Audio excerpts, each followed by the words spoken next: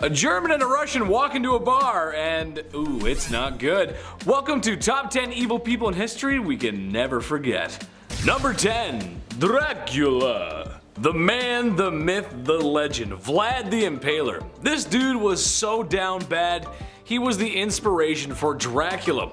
There's really only one reason why he was so evil, and honestly, it's in his name. Vlad the Impaler liked to impale people, oftentimes alive. As if this was the worst thing thought up by a human being ever, he would leave the pikes on display, creating a horror only the eyes of medieval Europe could see. There's gonna be a lot of bad dudes on this list, some really saucy villains, unsavory characters who will make your skin crawl, but only Vlad has been bad enough to get a monster inspired by him, essentially turning his actions into somewhat of a spooky mythology. Dude gives off some serious goth energy. There's a few portraits of him, but if you look at it, he's got this stare in his eyes, like he wants to impale me or something. Vlad be nimble, Vlad be quick, just wait till you see his sharpened sticks. Number 9, the guy everyone knows. Look, YouTube won't let me say his name, but do we really have to? I mean, it's Mustache Man. Infamous for his bad art and lame book, he was the fascist leader of Germany. The very same leader who forced the world into World War II. Remember that one? Yeah. He's the very same monster who organized the destruction of Jewish peoples in Europe, and if he had his way, probably the whole world. I wouldn't be surprised if you showed a picture of him to anyone on Earth, any country, rich or poor, and they will most likely know who that was. That's the kind of evil that will get you talked about in classes all over the world, and likely for a long time. Eventually, he got what was coming to him, and the world had peace and prosperity, and there was never ever another bad stinky war ever again. Why is he not number 1, you might be asking? Well, that's just because his numbers don't compare to others, which is a very troubling statistic. I'll get to that later. Number 8, Busy Man. Most people on this list are not going to need any introduction. Genghis Khan is no exception to that. The Mongol warrior king saw his nomadic empire stretch thousands of miles, being one of history's largest empires. If you've been paying attention in history class, and you should have been, don't skip class or Big Ched will put you in the naughty corner. Bad. Yes, that's right, I just referred to myself in the third person. Speaking of third person, that's how many people Genghis unalived in his bloody conquests. Oh, did I say 3? I actually meant a lot. Did I say a lot? I actually meant a disturbing amount. Some people like to point out that he was accepting of other people's cultures and beliefs. Yes, that is true, but that's after he burned down the village right before he got to yours, and you got forcibly assimilated into his numbers. As you can also imagine, a bloodthirsty barbarian like him did not treat women with much respect. It's Genghis Khan, man. That's just how it do be. Number 7, so long, Bowser. Ivan the Terrible. Okay, sure, Vlad was called the Impaler, but you can kind of take that in a different way, right? Not in that way. All innuendos aside, with a name like Ivan the Terrible, it's kind of hard to work around that. Even as a child, Ivan was showing traits of an evil dictator, or supervillain really, as it's said that he would throw animals off of tall roofs in the same way that Mario throws Bowser off of platforms. Becoming the first Tsar of Russia, and probably its worst, he's responsible for many horrors and crimes, but the most infamous being his responsibility for his own son's demise. After a heated argument regarding his unborn grandson, and in a binding fit of rage, Ivan claimed his son's life. Sure, dads get angry when sons don't help mow the lawns or help take out the trash, but that's going a little far. One minute you're having a fight with your dad, and the next minute you're being carried out by Ghanaian pallbearers. You know, the dancing guys, the memes, the casket, you know? Yeah, it's a joke.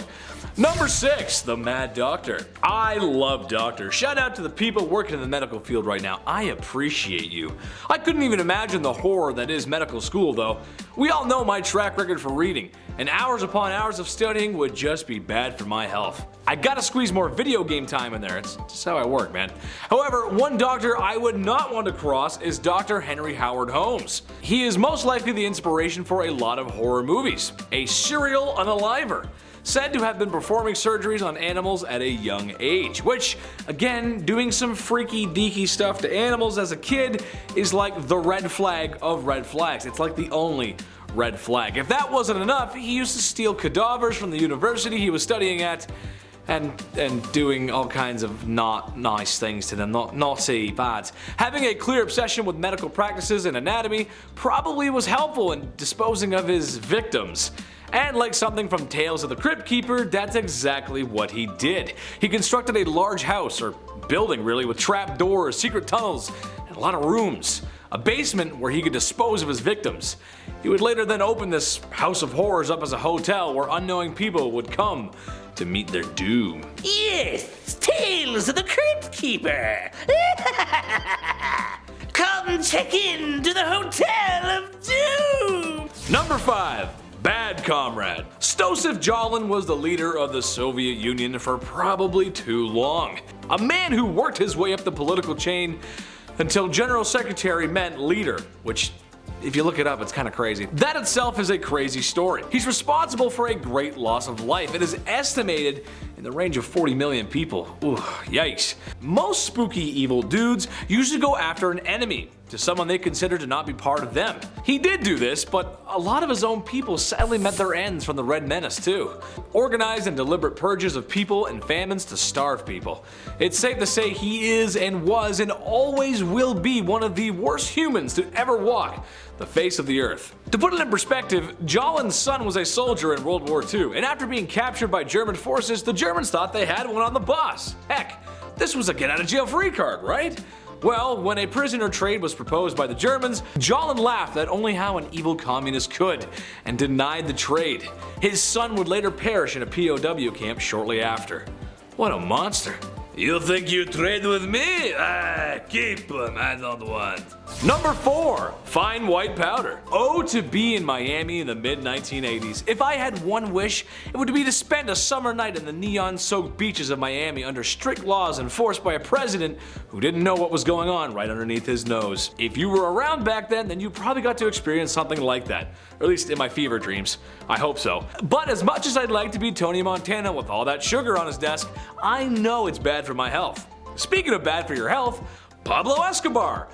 I know, that's where I went with that. Probably the most ruthless criminal ever to live on planet Earth. Pablo was a poor man born in a poor country, but ended up being one of, if not the richest man on planet Earth. His lucrative distribution of adult sugar in the 80s made him very wealthy. It also made him very dangerous, as he was willing to do whatever to get his way.